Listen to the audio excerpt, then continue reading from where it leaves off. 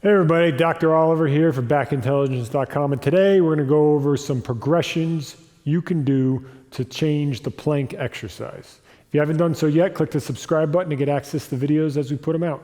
Planks are just a great standard core exercise that has been around for a long time, but you need to do the plank that is right for you. So you need to start with the easiest plank, but the one that you can do most effectively. Right? So you don't want it to be too easy either, because then it's not going to do you that much good. So we're going to go through a progression of planks, reducing the amount of support you ultimately have, therefore making it harder. The key with any plank and basically any core exercise, you feel it in the right place.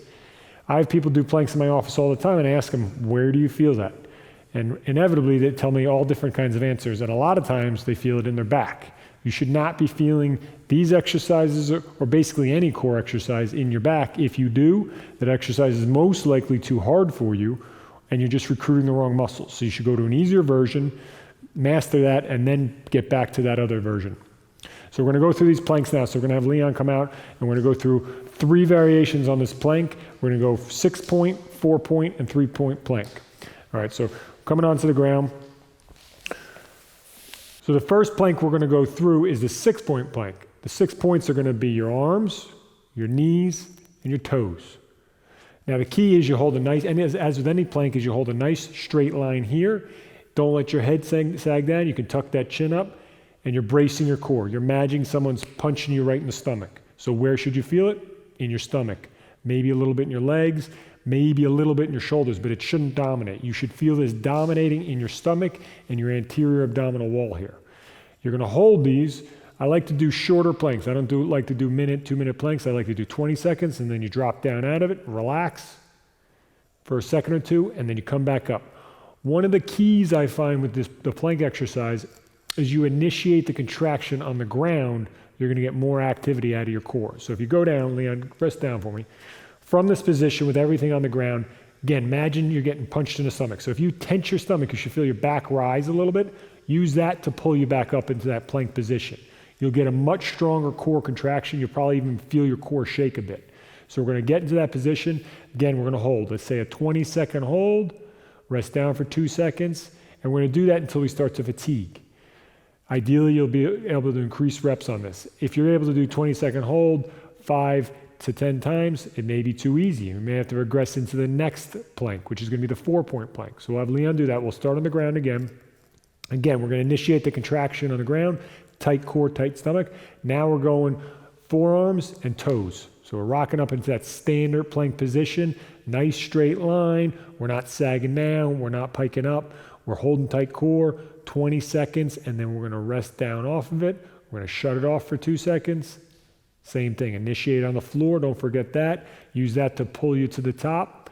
And we're going to have Leon show you a couple things that would be wrong. If you're too high, you'll be up here into the back, and if you're too low, you're going to feel a sag. This you will definitely start to feel in your back. You don't want that, so you want those hips up, nice straight line from your hips to your shoulders. Okay, rest down, Leon. And then we're going to go on to the next progression. So if you're mastering these 20-second holds, you can do them 10 times, no big deal. Let's make it a little harder. So if we take away one of your points of support, it's going to make it harder. We're going to do this with the legs. So we're going to brace on the floor, bring ourselves up into that 4-point plank. From here, we're just going to lift one foot a few inches off the ground, and then we're going to put it down.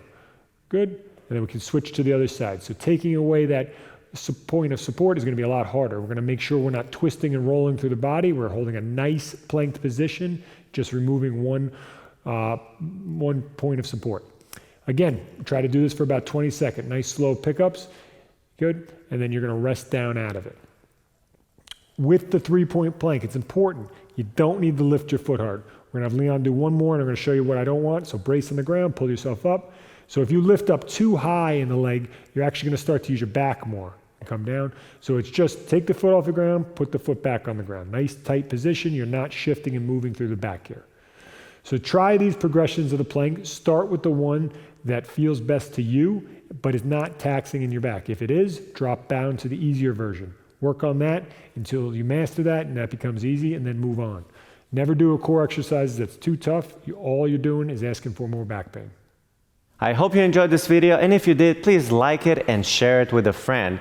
Also, research shows that strengthening your core area can help relieve some of that low back pain that you're feeling, but it's important to know which exercises specifically to do and how, and you want these exercises to be both effective and safe for your spine.